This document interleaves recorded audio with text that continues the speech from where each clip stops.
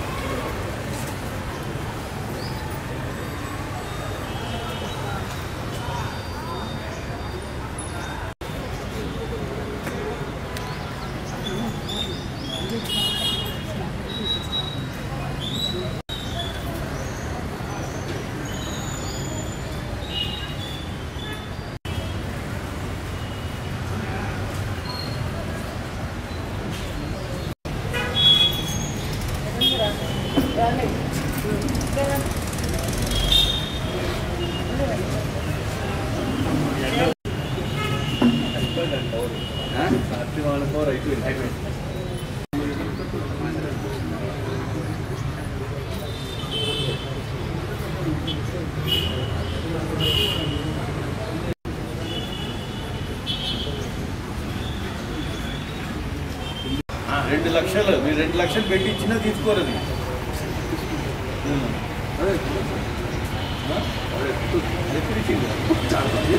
మరి ఆ 2 లక్షలు ఎంత అయితే నెలకు 2,000 ఇంట్రెస్ట్ అయిపోయినట్టు లెక్క. ఈరోజు 8వ తారీఖు ఏప్రిల్ మన సంఘం మాధ్యమంగా సర్వసభ్య మాజీ సైనికుల సమావేశానికి నేను మన సంఘ సభ్యులందరికీ ఆహ్వానాలు పంపడం జరిగింది.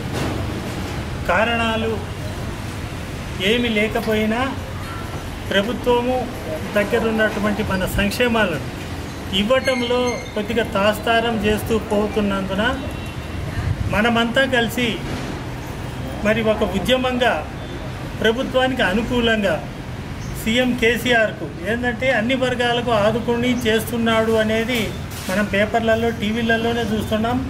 ప్రాక్టికల్గా ఎవరికి అందిందనేది మనకు తెలియకపోయినా ఆయన మీద ఒక నమ్మకం ఉంది చేస్తాడు అనేది. ఆ విధంగా మరి ఆయన అన్ని వర్గాలను సమాలించుకొని పోతున్న సందర్భంలో మన సైనిక కుటుంబాలు దాంట్లో ముఖ్యంగా వితంతువులు ఏదైతే భర్తలను యుద్ధంలోనైతేనేమి వీడికి వచ్చిన తర్వాతనైతేనేమి కోల్పోయారో, ఎవరికైతే 70, 65, 70, 80 సంవత్సరాల వయస్సులో ఉన్నారో వాళ్లకు ఎటువంటి సమస్యలను ఎదుర్కొంటున్నారు, వాళ్లకు పునరావాసం కల్పించాల్సిన బాధ్యత ఎవరిది? స్టేట్దా కేంద్రందా? కేంద్రం అయితే కేంద్రానికి చేయాల్సిన సేవలు రాష్ట్ర ప్రభుత్వము మనల్ని సైన్యంలో పంపితే పోయినాము, సైన్యంలో సేవలు చేశాం, పదవి విరమణ పొందాము, వచ్చాము. వచ్చిన తర్వాత ఇక్కడే ఇప్పుడు కేంద్రము పట్టించుకోక రాష్ట్రము పట్టించుకోక మన కుటుంబాలకు ఏదన్నా ఉండటానికి తినటానికి కట్టుకోవటానికి కావాల్సిన సదుపాయాలు ఎవరు కల్పించాలి? ఎవరు కల్పించాలంటే ఇప్పుడు మన ముందున్నది స్టేట్ గవర్నమెంటే కల్పించాలి. ఏంటంటే స్టేట్ గవర్నమెంటు ప్రతినిధులుగానే మనము ఆర్మీలో చేరాం. ఆ విధంగా మన దేశ ఔన్నత్యాన్ని దశ దిశలా తాడుతూ సర్వీస్ చేసి పదవి విరమణతో ఈనాడు వచ్చిందాం. వచ్చి ఉన్న మనకు కేంద్ర ప్రభుత్వం తన వంతుగా మనల్ని పెన్షన్ ఇస్తూ మనము తినటానికి కావాల్సిన వస్తువులైతే కల్పించింది. అందుకు మనం సల్యూట్ కేంద్ర ప్రభుత్వానికి. మిగతా విషయాలు వస్తే ఇప్పుడు మన కుటుంబాలు ఎప్పుడైతే మనం డిఫెన్స్ లేకపోయినామో అప్పుడు 25, 24, 22, 18 ఆ వయసులో మనం పోయినాం. ఆ వయసులో పోయి మనం తిరిగి వచ్చేటాలకనే మనకు 35 నుంచి 45 సంవత్సరాల వయసులో తిరిగి వచ్చేసాం. ఈడ తిరిగి వచ్చేటాలకనే మన కుటుంబంలో అన్నదమ్ములు అయితేనేమి, చెల్లెళ్ళు అయితేనేమి, అక్కలు అయితేనేమి వీళ్ళంతా ఒకటిగా చేరి నువ్వు ఏమో అమ్మ నాన్న సేవలు చేసినావా, నువ్వేం చేసినావు, నీ బతుకు నువ్వు బతికేసినావు, అందువల్ల నీ బతుకు నువ్వు బతుకుపోరా అని ఇంట్లో నుంచి డక్క కొట్టి బయటికి వేస్తున్నారు. అంటే నీకు కావాల్సిన సదుపాయాలు వాళ్ళు ఏమి ఇయ్యరు, నీ వల్ల మాకేం ఒరిగింది భయ్, నీకెందుకు మేము ఆస్తులు పంచుతామంటున్నావు. ఈ విధంగా ఏమవుతుందంటే సైనికుడు భార్య పిల్లలను తీసుకొని రోడ్డు ఎక్కుతాడు. రోడ్డు ఎక్కి ఇప్పుడు నా జీవనాధారం ఎట్లా అంటే ఎక్కడో ఒకసాట తిరిగి ఏదో ప్రైవేట్ సెక్యూరిటీ లేదంటే గవర్నమెంట్ సెక్యూరిటీ ఏదో ఒక సెక్యూరిటీ లేదంటే బ్యాంకులలో చిన్న క్లరికల్ ఉద్యోగాలు ఇట్టటి చేరి తన పొట్ట పూసుకోవటానికి కావాల్సిన అరేంజ్మెంట్ చేసుకున్నాడు. కానీ అదేవిధంగా ఒక ఇల్లు కట్టించుకొని పిల్లలతో కలిసి ఉండే సదుపాయాలు కల్పించుకోవటంలో నిర్వీర్యమైపోయిండు, అంటే వెనకబడిపోయిండు. ఎవరైనాకు సహకరించే వాళ్ళు లేరు.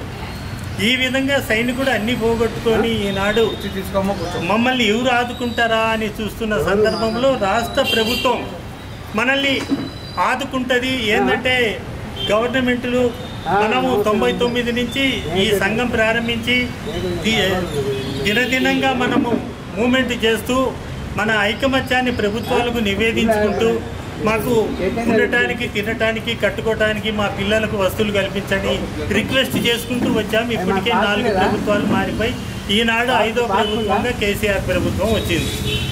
ఇప్పుడు కేసీఆర్ ప్రభుత్వాన్ని చూస్తే కేసీఆర్ ప్రభుత్వం అన్ని వర్గాలకు ఆదుకుంటున్నాడు, అందరికీ పునరావాసం కల్పిస్తున్నాడు, వాళ్ళ పిల్లలకు కావాల్సిన ధైర్యస్థైర్యాలు ఇచ్చి ఉద్యోగాలు కల్పిస్తున్నాడు అని మనం చరిత్ర అంటే పేపర్లలో, టీవీలలో చూస్తున్నాం. ఇండియా చూస్తున్నా మనం సైనికులు మనం రాష్ట్రాన్ని నుంచి రిప్రజెంట్ అయ్యి మన అప్పుడున్న ప్రభుత్వాలకైతేనే ఇప్పుడున్న కేసీఆర్ ప్రభుత్వానికైతేనేమి ఉన్నతంగా తెలంగాణ నుంచి మాజీ సైనికులు అన్ని విధాలుగా ఈనాటికి కూడా రాష్ట్ర పురోభివృద్ధికి పాటుపడుతున్నారు, అన్ని సంక్షేమ పథకాలలో భాగస్వాములు అవుతున్నారు అని కల్లారా చూస్తున్న సందర్భాలు. మరి ఈనాడు ముఖ్యమంత్రి గారికి మనము ప్రత్యేకంగా రిక్వెస్ట్ ఏం చేస్తున్నామంటే మీరు మీ మంత్రులు, మీ ఎమ్మెల్యేలు, మీ ఎమ్మెల్సీలు, అధికారులు అందరికీ మీరు చెప్పారు తలా ఇన్ని వేల రూపాయలు సైనిక సంక్షేమ శాఖలో జమ చేయండి. ఇది ఎవరికైనా అంటే సైనిక కుటుంబాలను ఆదుకోవాలి, మనం వాళ్ళ సెల్ఫ్ స్టాండ్గా నిలబెట్టాలి అనే సంకల్పంతో. కానీ ఈ వచ్చిన డబ్బు మీరు చేపించారు, సైనిక డైరెక్టరేట్ బ్యాంకులలో డిపాజిట్ అయినది అనుకుందాం. డిపాజిట్ అయిన డబ్బు ఏ సైనికుడికి, ఏ సైనిక వితంతువు, ఏ వృద్ధుడికి, ఏ వికలాంగ సైనికుడికి అందాలనో దిశా నిర్దేశాలు ఎక్కడ లేవు. ఆఖరుకు ఆ డబ్బును సైనిక సంక్షేమ శాఖల్లో అధికారులు తర్వాత ఇది ఎవరి ఆధ్వర్యంలో నడుస్తుంది అంటే గవర్నర్ గారి ఆధ్వర్యం అంటారు. గవర్నర్ గారు ఈనాటి వరకు ఇన్ని సంవత్సరాలు ఒక్కరోజు కూడా సైనికులతో దర్బారు పెట్టి ముచ్చటించిన పాపాన పోలేదు. మరి గవర్నర్ గారి ఉండటం వల్ల మాకేంటి ఉపయోగం? మరి మేము కోరేది ఏంటంటే మాకు అందుబాటులో ఉండి ప్రభుత్వ పథకాలను అందించడానికి కావాల్సిన వ్యక్తులను మాకు ఆడబెట్టాలని. కానీ ఆ విధంగా జరగకపోగా ఈనాడు మనకు 6-man కమిటీ అనేది సీఎం కేసీఆర్ గారు ఒకటి నియమిస్తూ దాంట్లో ప్రాతినిధ్యం వహిస్తూ మనకు అందించడానికి, మనకు అందుబాటులో ఉండి మీ సంక్షేమాలు ఏమేమి ఉన్నాయో మీకు అందించడానికి అన్నట్టు డైరెక్టర్ జనరల్ పోలీస్ ఎవరైతే డీజీపీ గారి అండర్లో ఇచ్చిండు. డీజీపీ గారు ఈనాటి వరకు ఈ అయిన 1.5 year ఎంత అయింది, 2 years అవుతుంది ఈ కమిటీ వేసి. ఇప్పటి వరకు ఏనాడు కూడా సైనికులతో ఆయన రాండి మన పోలీసు ఇది ఫంక్షన్ హాల్ ఉందన్నమాట, ఆ ఫంక్షన్ హాల్లో పిలిచి సైనికులంతా రండి, మీకు పునరావాసం కల్పించి సంక్షేమాలు అందించడానికి ముఖ్యమంత్రి గారు నాకు అప్పచెప్పారు, మీ సమస్యలను పరిష్కరిస్తాను, మీ సమస్యలు ఏదో తెలుసుకుంటాను, ఈరోజు డేట్ పెడుతున్నాను, డేట్ ప్రకారం రాండి అని పిలిచిన ఈనాటి వరకు దాఖలాలు లేవు. మనము ఏం కోరుతున్నామంటే ఇప్పటి వరకు పోలీసు డిపార్ట్మెంట్కి కానీ ఆర్మీ డిపార్ట్మెంట్కి కానీ ఎప్పుడు పొసగదు. ఏంటంటే అది ఒక డిపార్ట్మెంటు, ఈ డిఫెన్స్ అనేది ఒక డిపార్ట్మెంటు. వీళ్ళు ఒక గర్వంగా ఉంటే పోలీసు వాళ్ళు ఇంకొక గర్వంలో ఉంటారు. నువ్వు ఎక్కడ తిరిగినా రా, స్టేట్ గవర్నమెంట్ మా అండర్లో వచ్చినావు కదా, ఎక్కడికి పోతావురా అంటారు. ఆ విధంగా మిలిటరీ ఏమంటారు, మేము దేశానికి చేసి వచ్చినారా, నువ్వేందిరా మా ముందు అంటారు. ఈ విధంగా వీళ్ళిద్దరి గొడవలలోనే పేద మధ్యతరగతి ఏ సదుపాయాలు లేని సైనిక కుటుంబాలు నలిగిపోతుండే. అంటే వాళ్ళకు అందాల్సిన సంక్షేమాలు అందటం లేదు అనేది చరిత్ర చెప్తున్న సత్యం. ఇప్పుడు ముఖ్యమంత్రి గారిని మేము కోరేది ఏంటంటే, మాకు పోలీసు డిపార్ట్మెంట్కు లింక్ చేయటం వల్ల మేము నష్టపోతున్నాం. మేము ఏం కోరుతున్నామంటే, మాకు రిటైర్డ్ ఒక ఐఏఎస్ ఆఫీసర్ రిటైర్డ్ అయి ఉండాలి. అట్లాంటి ఆయన ద్వారా మమ్మల్ని మాజీ సైనికుల సమస్యలను వెల్ఫేర్ను ఆయన చేతికిలో అప్పచెప్తే మేము ఆయన కాడికి పోయి మా సమస్యలు చెప్పుకోగలుగుతాం. ఇప్పుడు డీజీపీ గారి కాడికి పోతామంటే మాకంత శక్తి లేదు, గేట్లోనే చల్ ఏ మీటింగ్ లేదు, ఏది ఇక్కడ సార్ కలవడు, సార్ ఇక్కడ లేడు, అక్కడ లేడు, అమెరికాలో ఉన్నాడు అంటారు. మరి ఆయన వల్ల మనకు ఉపయోగం లేదు. పోనీ 6 man కమిటీ సైనికులు వేసినారంటే వాళ్ళు ఎక్కడెక్కడ ఉంటారో, ఏ జిల్లాలలో ఉంటారో, వాళ్ళు ఎక్కడ తిరుగుతుంటారో, వాళ్ళు ఎవరికి పనిచేస్తున్నారో ఎవరికి దాఖలాలు లేవు. ఎప్పుడు మీటింగులు పెట్టి మనల్ని మేము ఈ విధంగా ముఖ్యమంత్రి గారు మమ్మల్ని టీమ్గా వేశారు, మన మాజీ సైనికుల సమస్యలు ఏమున్నా తన ముందుకు తీసుకురమ్మన్నాడు, మరి మేము మీటింగులు పెట్టి అడుగుతున్నాం, మీ సమస్యలు ఏమో చెప్పండి అని అడిగిన పాపాన ఇంతవరకు పోలేం. పోనీ నాలాంటి సంఘాలు ఏదన్నా వాయిస్ ఎత్తుదామంటే దాన్ని ఎక్కడిదక్కడ దబాయిస్తుంటారు, ఎక్కడ ముందుకు రానియరు. కారణాలు ఏంటంటే అహం పెరిగిపోయింది మనుషులలో. ఈ అహం అనేది చెయ్యడు, అందనీయడు, చేసే విధంగా నడవడు అన్న చందంగా మనం అయిపోయాను. ఈ ఇంటి పరిస్థితుల్లో మనం ఏంటంటే, మనకు ఏనాడైతే 99లో మనకు స్థాపించిన మనకు 2000 నుంచి మనము ఇళ్ల స్థలాల గురించి పోరాటం మొదలుపెట్టాం. మాకు ఇళ్ల స్థలాలు రాష్ట్ర ప్రభుత్వం కల్పించాలి, ఎందుకు కల్పించదు అని. ఆ టైంలో ఎవరు పీరియడ్లో ఉన్నాడంటే చంద్రబాబు నాయుడు గారు సీఎం సీట్లో కూర్చొని ఉన్నాడు. సరే మేమన్నాము, మేము సైనికులం సార్, ఇప్పుడు కూడా మేము మీరు చెప్పిన పనులు చేయడానికి సిద్ధంగా ఉన్నాము. అదేవిధంగా మేము ఫ్లడ్ వచ్చినప్పుడు, వరదలు వచ్చినప్పుడు, ఇంకేదైనా వచ్చినప్పుడు సైనికులను తీసుకుపోయి వాళ్ళకు సేవలు చేసినాం. ఉత్తమాటలు చెప్పడంలో ఏంటంటే ఒక టీంని వేసుకొని ఆ జిల్లాలకు పోయి, మహారాష్ట్రలో ఫ్లడ్ వచ్చింది. ఫ్లడ్ వచ్చినప్పుడు దానికి మా ఇన్కమ్ ట్యాక్స్ డిపార్ట్మెంట్ ద్వారా అన్న ఉన్నాడు అప్పుడు, ఆ ఇన్కమ్ డిపార్ట్మెంట్ వాళ్ళ ద్వారా బట్టలు, బియ్యము, పబ్లిక్ నుంచి ఇళ్ళ దగ్గర నుంచి బట్టలు సేకరించి లాతూరు పోయి వాళ్ళందరికీ అందించి వచ్చిన మాజీ సైనికులం మేము. ఇవి వచ్చిన తర్వాత మేము చంద్రబాబు నాయుడు గారి ద్వారా కూడా అప్పుడు వచ్చిన ఫ్లడ్కు మేము ధనము 12,000, తర్వాత బట్టలు ఇవి మేము సేకరించి ఆయనకు అప్పచెప్పటం జరిగింది. ఈ విధంగా మా శక్తి ఉన్నంత వరకు మేము ఏదో చేసినాం. ఏంటంటే మేము ముందే అమ్మప్ప లేని వర్గం, ఏంటంటే మమ్మల్ని ఎవరు పట్టించుకునే వాళ్ళు లేరు. ప్రభుత్వము, రాష్ట్ర ప్రభుత్వము మమ్మల్ని చూసిస్తున్నట్టు వదులుతుంది. ఏంటంటే మా దగ్గర ఉన్న వాళ్ళ అధికారులు కాదు, ఉన్నత స్థాయి వర్గం కాదు, ఎవరన్నా ప్రభుత్వం పిలిచి మాట్లాడటానికి అట్లాంటిది లేదు.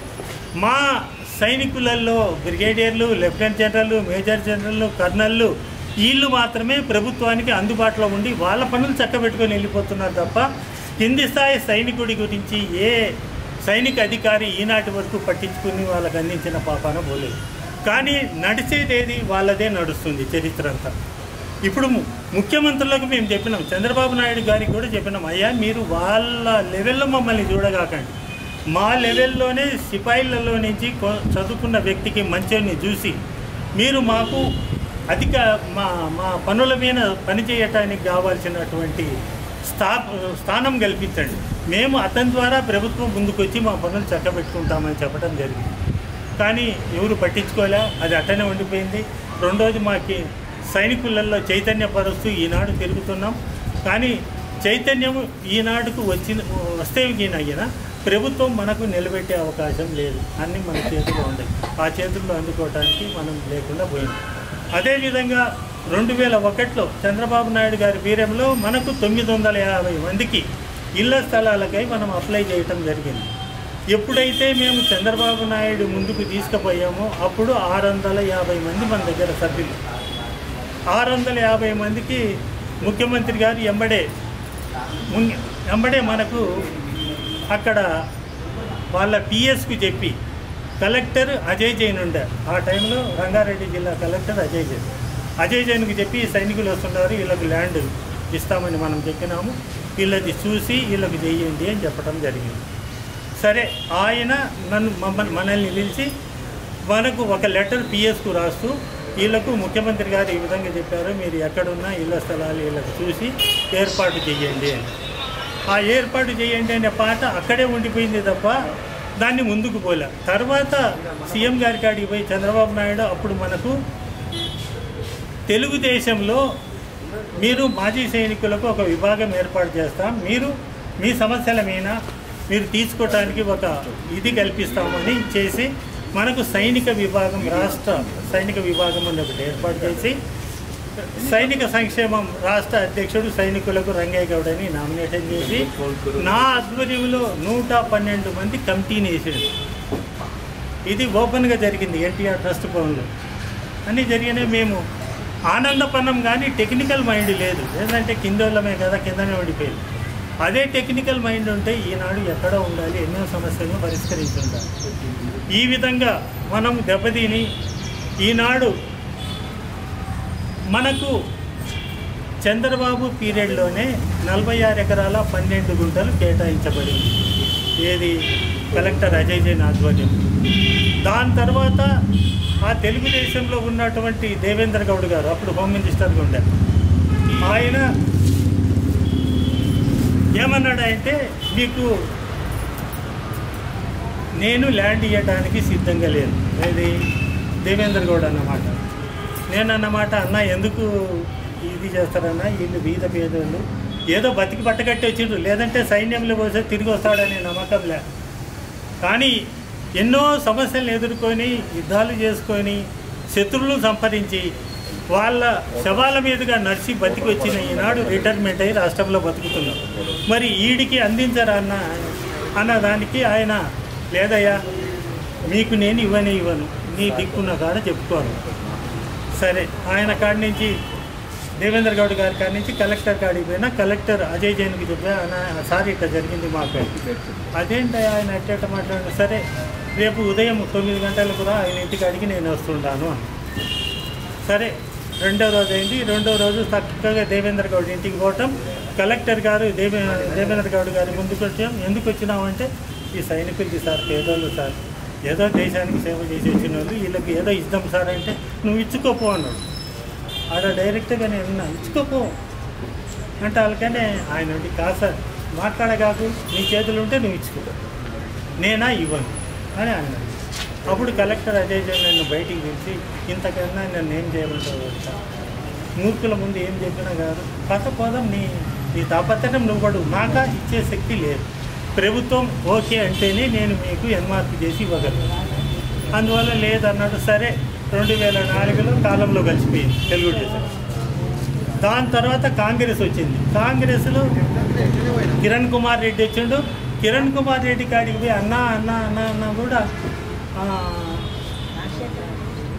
కిరణ్ కుమార్ రెడ్డి కంటే ఆయన ఏమన్నాడంటే, నేను ముఖ్యమంత్రిని కానీ మీ వ్యక్తులను నేను మంత్రులను చేసి పెట్టిన. అప్పుడు ఎవరు ఉత్తమ్ కుమార్ రెడ్డి ఉన్నాడు చేసి, ఆయన పిలుచుకొని రా మీకు ఓకే చేస్తాను. ఉత్తమ్ కుమార్ రెడ్డి కాడికి తిరిగి అలసిపోయినా తప్ప ఆయన వచ్చేది లేదు, చెప్పింది లేదు. అది అట్టపోయింది. తర్వాత కొన్ని రోజులు ఈయన ఎవరు ముఖ్యమంత్రి కాశయ్య గారు వచ్చారు.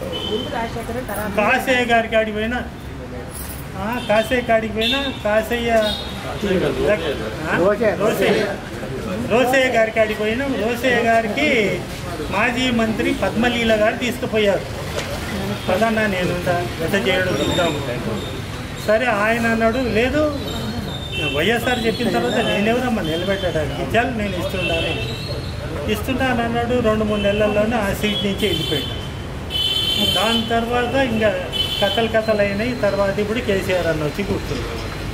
కేసీఆర్ అన్న అందరికీ ఎన్నో వరాలు ఇస్తున్నాడు. ఈ సందర్భంలో మాకు కూడా ఏదన్నా చేయకపోతాడనే సంకల్పంగా మనం పోవటం, దాంట్లో మనము రెవెన్యూ మంత్రి అయినటువంటి డిప్యూటీ సీఎం మహమ్మద్ అలీ గారిని ఆశ్రయించడం జరిగింది. సార్ మీరైనా పట్టించుకొని మా వాళ్ళకి చెయ్యండి.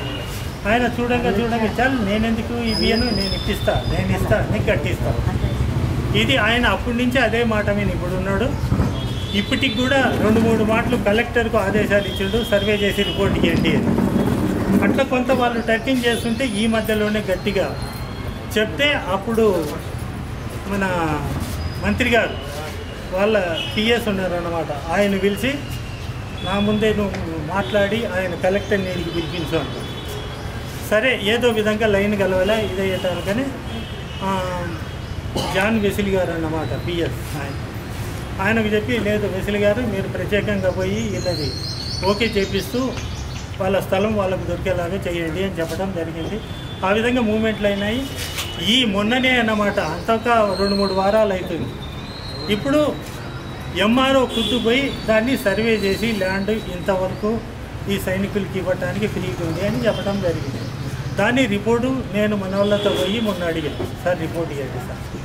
రిపోర్టు నీకు యాడ్ ఇస్తారు కాబట్టి సార్, నువ్వు చెడులాగా ఎక్కడం తప్ప నీకు టెక్నికలే తెలియలే.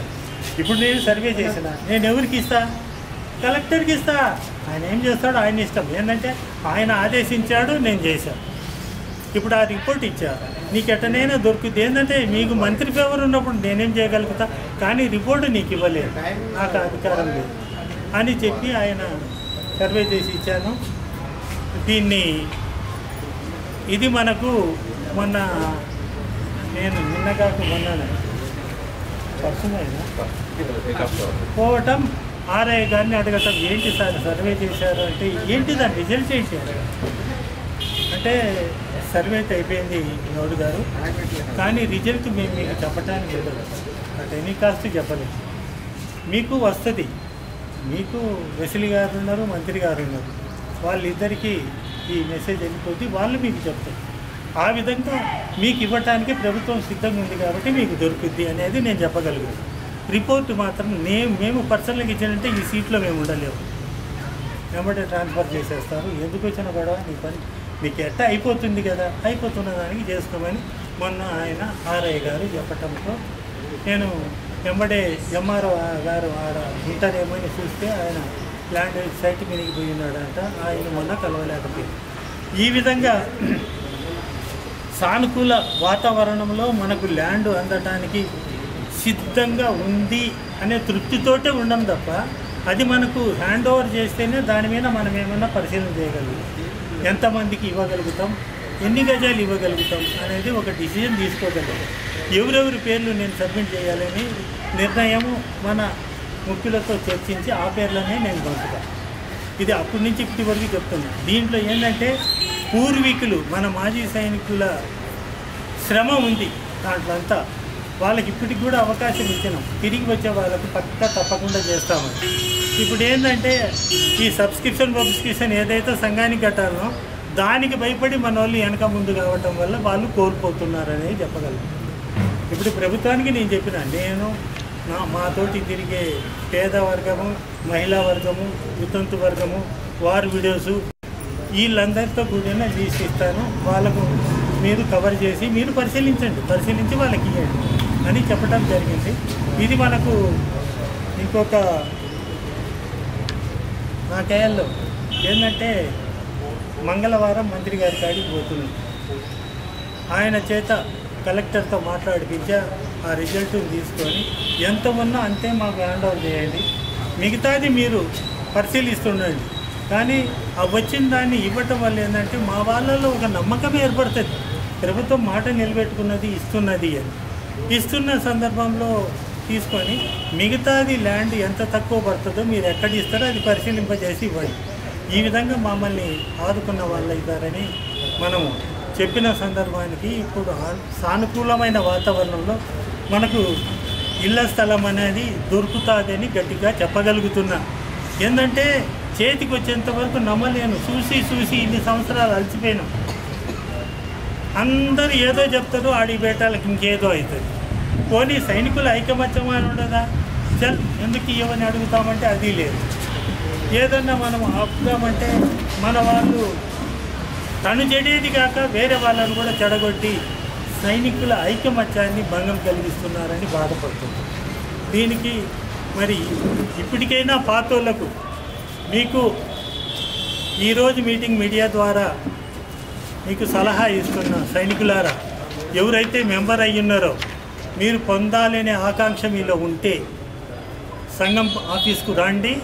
మిమ్మల్ని పునః పరిశీలించి మీ పేరుని ఏ విధంగా మేము దాంట్లో జోడించాలనో జోడిస్తాం. లేదు వచ్చినప్పుడు ఇవ్వకపోతావా చూసుకుంటామంటే అవన్నీ నడవండి. ఏంటంటే ఇప్పటికే ఆ భూమి ఇచ్చి 2001 నుంచి ఈనాటి వరకు చూసుకుంటే ఎన్నో సంవత్సరాలు అయిపోయింది. ఇన్ని సంవత్సరాలు పోగొట్టుకొని మేము అప్పుడు మీ వెనక ఆడొచ్చి కూర్చున్నాం, ల్యాండ్ మీద దెబ్బలు తిన్నాం, మీరు భోజనాలు పెడుతుంటే తింటా కూర్చున్నామంటే కూర్చున్నావు, కానీ మాతోటి కలిసి పనిచేయలేకపోయినావు కదా. 10-15 సంవత్సరాలు నువ్వు మాతోటి దూరంగా ఉండిపోయినావు. దూరపున్నడికి నీకు ఇవ్వాలనా, మాతోటి కలిసి పనిచేస్తున్న వాళ్ళకి ఇవ్వాలనా? అంటే ఇప్పటి వరకు కూడా మా మీద నమ్మకంతో అంటిపెట్టుకున్న పేద కుటుంబాలు, మహిళా వితంతువులు, వృద్ధ సైనికులు ఇంతమంది ఉండరు. వీళ్ళని కాదని మీకు ఇవ్వాలి అంటే మీరు సంఘాన్ని మళ్ళా ప్రోత్సహిస్తూ సంఘం ఆఫీస్కి వచ్చినట్లయితే మీ గురించి తప్పకుండా మా సభ్యులతోటి చర్చించి మీ పేర్లను తీసుకుంటాం. లేదు అన్నమాట అయితే మీరు మీ పేర్లను మా సంఘం ద్వారా దూరం పెట్టడం జరుగుతుంది. ఇది ఓపెన్గానే చెప్తున్నా, రహస్యంగా ఎక్కడ పెట్టడం లేదు. ఈ విషయంలో మీరు గుర్తించి గమనించి సంఘం ఆఫీస్కి వచ్చి మీరు మాతోటి కలిసి నడుస్తారా నడవరా నిర్ణయించుకోండి. ఆ విధంగా మీకు ప్రభుత్వ పథకంలో ఆనాడు పాతకాలంలో మీరు మెంబర్గా చేరినారు అని గుర్తిస్తూ మీకు ఈ అవకాశాన్ని అందించడం జరుగుతుందని చెప్పుకుంటున్నాను. మీ అందరికీ నమస్తే చెప్పుకుంటున్నాను. ఇకపోతే ఈరోజు ముఖ్యంగా మనం పెట్టిన సందర్భాన్ని చెప్తున్నా, ఇళ్ల స్థలం అనేది మెయిన్. ఈ 4-5 రోజుల్లోపు ఒక కొలిక్ వస్తుంది, మనకు ఏదో రిజల్ట్ తీసుకుంటాం. అది ఒక ఎత్తు అయితే మన ఇక్కడ హైదరాబాదులో చెప్తున్నా, మాజీ సైనికులు వాళ్ళ వితంతు భార్యలు 100కి 65 మందికి సొంత ఇల్లు లేవు. ఇది మనము మన వాళ్ళని అడిగి తెలుసుకున్న సందర్భాలు. సొంత ఇల్లు 65 మందికి లేదు 100కి. అంటే ఆ విధంగా మేము సొంత ఇల్లు లేకుండా ఏదో వచ్చిన పెన్షన్ తోటి పూట కట్టుకొని బతుకుతున్నామని ఒకటి. రెండోది 65, 70, 80 సంవత్సరాల వయసులో వృద్ధులై మాజీ సైనికుల కుటుంబ నిరాదరణకు అటు మాకొచ్చిన కొడుకుల భార్యలైతేనేమి కోడళ్ళు అయితేనేమి మమ్మల్ని ఆదరించే సందర్భంలో లేరు. ఏంటంటే సరేయా నువ్వేదో చేసినావు, దేశానికి చేసినావు, నీ దేశానికి చేసింది నీ దగ్గర ఉంచుకో, మాకు కావాల్సింది వస్తువులు ఏదన్నా నీ పెన్షన్ అంతా తెచ్చి మా చేతికి ఇస్తే 2 పూటలా గంజి పోస్తాం. లేదు అన్నమాట అయితే ఆ గంజి కూడా పోయాం, నీ పెన్షన్ తీసుకుంటాం అని ఆ ఏటీఎం కార్డు తీసుకొని వాళ్ళు డ్రా చేసుకొని వాళ్ళ పిల్లలతోటి వాళ్ళ ఆనందంగా ఉంది. దీనికి నేను ప్రభుత్వాన్ని ఏమంటున్నానే, మాకు ఒక వృద్ధాశ్రమం ప్రభుత్వం ఒక అపార్ట్మెంటో కాంప్లెక్సో ఒకటి మాకు ఇవ్వండి, హ్యాండ్ ఓవర్ చేయండి. సైనికుల యుద్ధాల్లో చనిపోయిన సైనిక వితంతువులు వాళ్ళ కుటుంబాలతో మాజీ సైనికులు వృద్ధులు బతకటానికి మేము ఈ బిల్డింగ్ ఇస్తున్నాం. దీంట్లో ఓల్డ్ ఏజ్ హోమ్ అనే నామకరణంతో సైనికులది పెట్టి, మీరు అక్కడ మీ సైనిక అంటే భార్యాభర్తలు భార్యాభర్తలు ఇక్కడ ఉండండి, మీకు వచ్చే పెన్షన్లలో మీరు ఒక అమౌంట్ని జమ చేసుకోండి, మీ తినటానికి ఉండటానికి కావాల్సిన సదుపాయాలు కల్పించుకోండి అనే విధంగా చెప్తే మేము చేస్తాం. ఆ విధంగా మేము రాష్ట్ర ప్రభుత్వ ముఖ్యమంత్రి గారికి, గవర్నర్ గారికి, హోమ్ మినిస్టర్ గారికి और ఉప ముఖ్యమంత్రులకు మీరు మాకు ఆదరిస్తున్న సందర్భంగా మాకు ఉండటానికి కావాల్సిన ఒక వృద్ధాశ్రమానికి ఒక బిల్డింగ్ను, పాత బిల్డింగ్ను ఏదన్నా ఉంటే మాకు కల్పించాల్సిందిగా కోరుతున్నాం. ఏంటంటే మీరు స్థలం ఇస్తానంటారు, కట్టుకోవాలి, కట్టుకోవడానికి కావాల్సిన వస్తువులు మాకు లేవు. ఒకవేళ ప్రభుత్వం కట్టిస్తామంటే అటనైనా ఓకే, కానీ ఏది చూసుకున్నా మా సైనిక కుటుంబాలను ఆదుకోండి. వాళ్ళు ఇల్లు ఈనాడు నిర్వీర్యమై ఉన్నారు, వాళ్ళు ఎన్నో బాధలు పడుతున్నాము అని మీకు రిక్వెస్ట్ చేస్తున్నామని. ఇకపోతే రాష్ట్ర సైనిక డైరెక్టరేట్ అధికారులు మాజీ సైనికులను అన్ని విధాల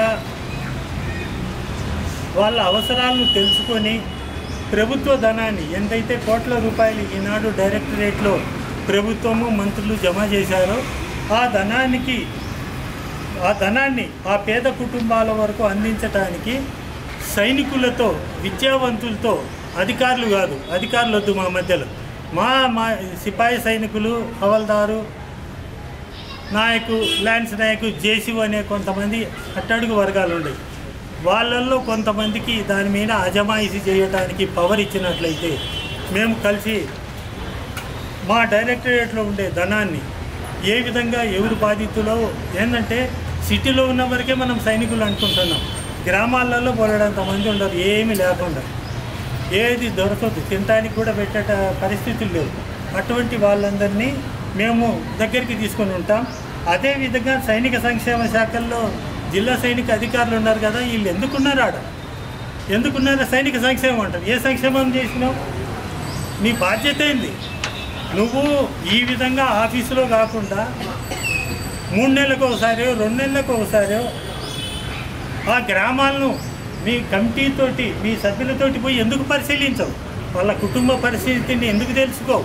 మీ దగ్గర మెంబర్ అయి ఉన్నారు కదా, వాళ్ళ అడ్రస్ ఉంది, అడ్రస్ ప్రకారం పోండి, వాళ్ళ మంచి చెడ్డలు చూడండి, వాళ్ళకి ఏది కావాలన్నా ఆ వస్తువులు మీరు కల్పించలేదా? మరి అట్టేటప్పుడు ఆ సీట్లో ఎందుకయ్యా మీరు కూర్చోటం? ఏంటంటే సైనికుల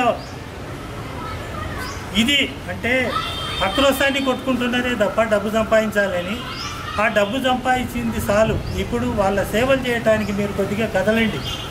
ఇప్పుడు సైనిక డైరెక్టర్ గారికి, జిల్లా వెల్ఫేర్ ఆఫీసర్లకు రిక్వెస్ట్, మీరు మీ బాధ్యతను తెలుసుకొని మీ పరిధిలో ఉన్నటువంటి ఆ జిల్లా పరిధిలోని సైనిక కుటుంబాలు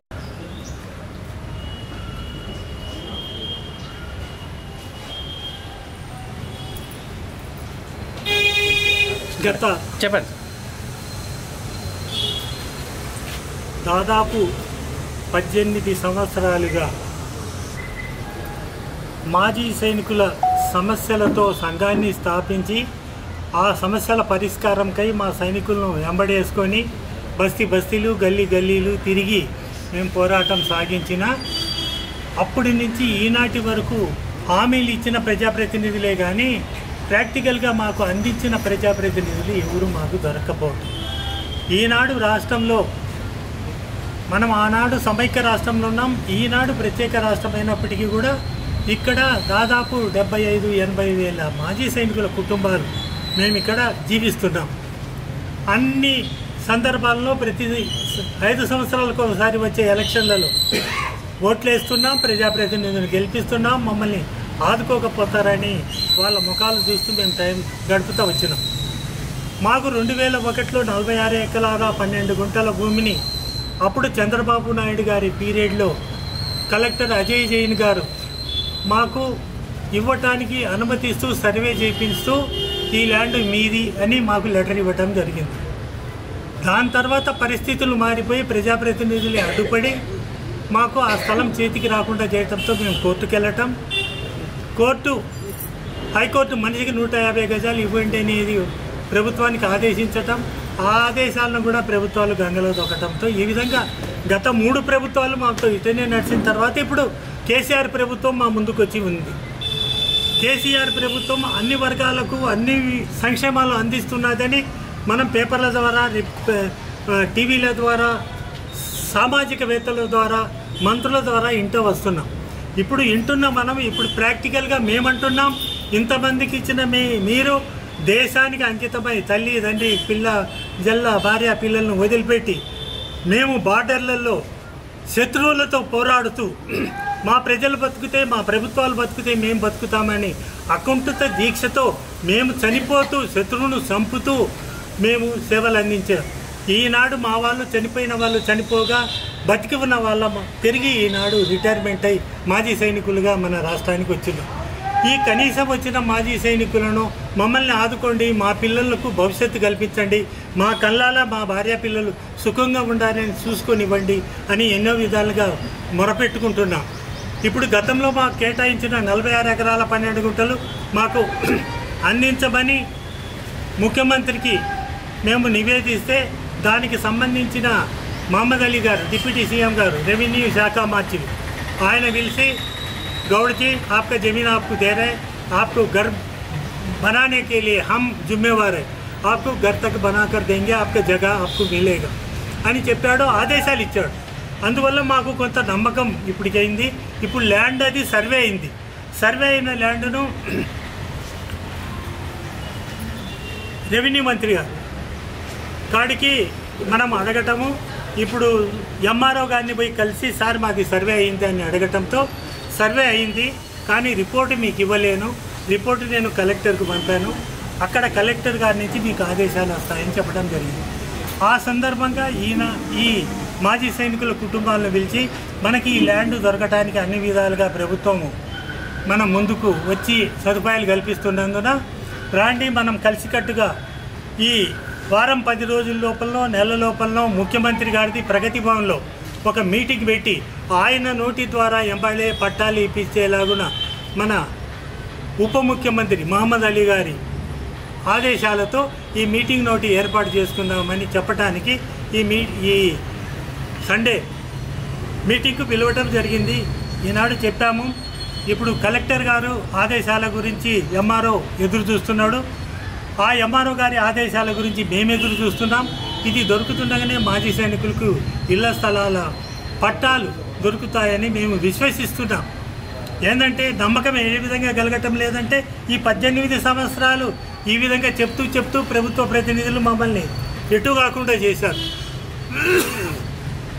కానీ ఇప్పుడున్న ప్రభుత్వం అందరినీ ఆదుకుంటుంది, అన్ని విధాలుగా ప్రోత్సహిస్తుంది, ఎవరికి అందాల్సిన వస్తువులు వాళ్ళకు కల్పిస్తుంది.